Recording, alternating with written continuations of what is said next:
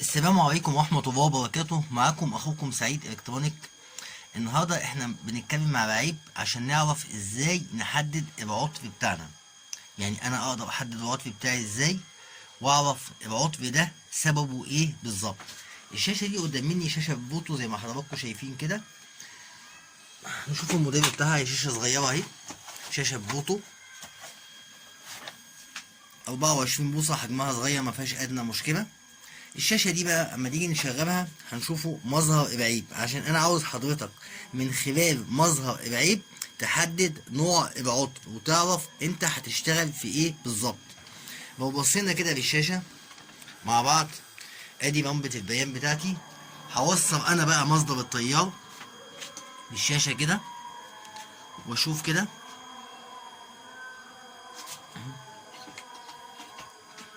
ادي لمبة البيان نورت احمر وبعدين قلبت اخضر، ولو بصينا للشاشة مفيش عندي صورة، مفيش عندي صورة في الشاشة اهو.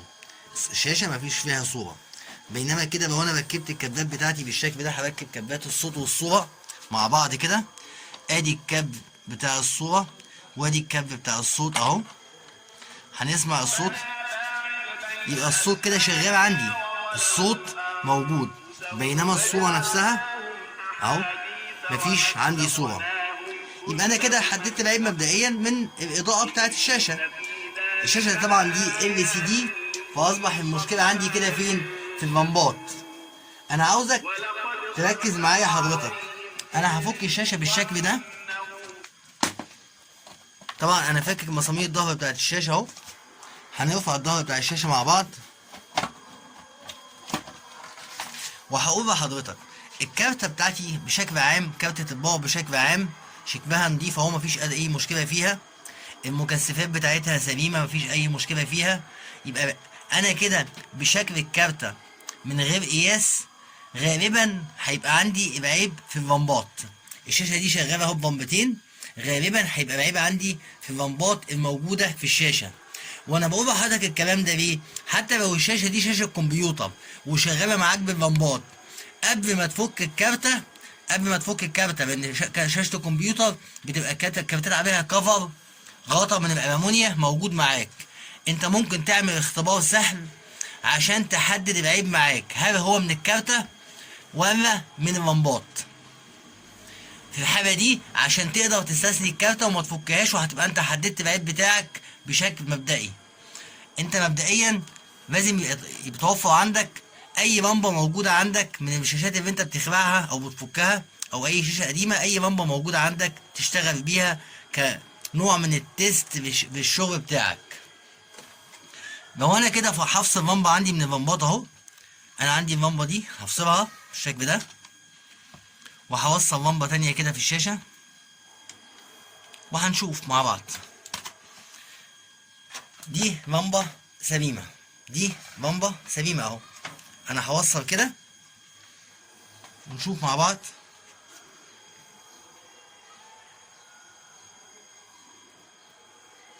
اللمبة عندي نورت لكنها طفت تاني.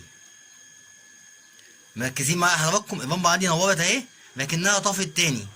يبقى اصبح المشكلة عندي مش من اللمبة دي. هتشيل حضرتك مصدر الكهرباء مرة تانية، وهتفصل اللمبة التانية، وهترجع اللمبة اللي انت فصلتها اهو مرة تانية، وهنوصل اللمبة بتاعتنا اللي احنا مركبينها خارجي اهي بالشكل ده، وهنوصل مصدر التيار مرة تانية ونشوفه. اللمبة عندي نورت اهي، نورت وما طفتش. يبقى انا كده حددت العطر بتاعي. عندي انا المشكلة عندي في اللمبة دي، اللمبة الموجودة على الشاشة دي هي المشكل فيها. ومن باب التأكيد بقى حضرتك، لو احنا سيبنا اللمبة كده ورفعنا الشاشة بتاعتنا هتلاقي الشاشة منورة. الشاشة منورة اهو. ولو انا هركب لها صوت وصورة، هنركب مع بعض اهو الكابل بتاع الصوت والصورة. احنا محتاجين نوصل الصورة بس الأول.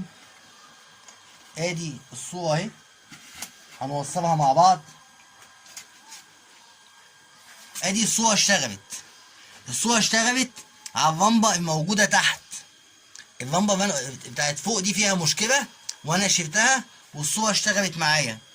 طبعا الشاشه كده شغاله بنص الاضاءه بتاعتها، لان اللمبه اللي فوق دي كاننا احنا لغيناها. طيب الحل ايه؟ هقول لحضرتك الحل ايه. هنفصل الشاشه كده وهقول لحضرتك ايه الحل. الحل حضرتك اما انك تفك الشاشه وتستبدل اللمبه اللي عندك، لو عندك لمبه زيها تستبدلها، ده حل رقم واحد. الحل رقم اتنين ان انت تلغي اللمبات الموجوده في الشاشه وتركب لمبات هي الايدج، هتركب شريطين ايدج صيني وكارت صغير، وتشغل الشاشه بدل ما هي شغاله لمبات تشتغل معاك ليدات بس بايدج الشرايط الرفيعه. الحل التالت ان انت تلغي لمبه حضرتك من اللمبتين، وده مش صح. الصح اساسا لو الشاشه دي شغاله اربع لمبات ممكن تلغي لمبه منها، لكن انت عشان تلغي لمبه واحده بس وهي الشاشه شغاله لمبتين، يبقى انت ضعفت الاضاءه جامد، ضعفتها بشكل مبالغ فيه. لكن لو هي عندك 4 لمبات، انا هقول لحضرتك انت ممكن تيجي تعمل شورت. هتجيب كابل كده اهو، ده بتاع لمبه، لو عملت له شورت بالشكل ده، وهعمله انا قدام حضرتك اهو، وهركبه مكان اللمبه المحروقه عندي في الشاشه اهو. انا قفلت اهو عليها، قفلت الطرفين على بعض مكان اللمبه اللي انا فصلتها اهو، وشلت اللمبه بتاعتي. هل الشاشه هتشتغل على الوضع ده؟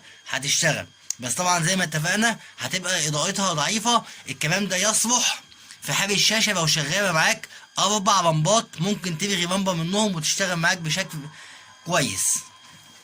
نجرب كده بعد ما احنا لغينا لمبه اهو من لمبتين وعملنا شورت على اللمبه التانيه، وهنركب كده مع بعض اهو، وهنشوف هل الشاشه هتشتغل ولا مش هتشتغل.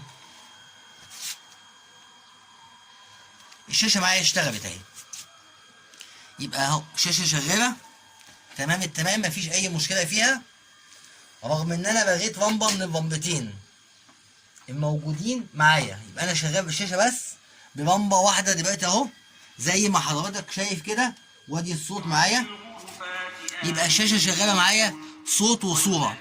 كل ما انا عملته ان انا لغيت لمبه، في لمبه فوق لمبه تحت، انا لغيت اللمبه بفوق وعملنا شورت في مكانها. جميل حضرتك، ده حل بس طبعا الاضاءه هتبقى ضعيفه. ده حل يتناسب لو انت عاوز، لو عميل عاوز حل سريع وانت ما عندكش لمبه، او انك تستبدلها بالايدج زي ما اتفقنا، وده ما هيحصل في الشاشه دي. انا هستبدلها بالايدج، لكن لو هي كانت عندي 4 لمبات كان ممكن الغي لمبه واسيبها شغاله على 3 لمبات بس، او لمبتين، واحده فوق واحده تحت بس، هتشتغل وهتبقى صوتها كويسه. يا رب نكونوا فهمنا الدرس. يبقى ده اختبار بسيط ازاي اختبر اللمبات بتاعتي اهو. انا باغي لمبه تماما زي ما حضرتك شايف، والتانيه شغاله. اللمبه دي عليها شورت اهو، انا قافل الطرفين على بعض، والتانيه اهي الاصليه بتاعتها ملغيه من الشاشه اهي، ورغم ذلك الشاشه شغاله معايا ومفيش عندي ادنى مشكله. الصوره شغاله والصوت شغال. يا رب يكون الدرس مفيد، يا رب نكون استفدنا منه. دي طريقة عشان تختبر اللمبات قبل ما تمد ايدك في الكارتة، يبقى عندك لمبة بديلة عندك في الخارج تعمل اختبار بيها باللمبات، او تعمل شورت لللمبة اللي انت شاكك ان هي فيها مشكلة. اشكركم والسلام عليكم ورحمة الله وبركاته. كان معكم اخوكم سعيد الكترونيك.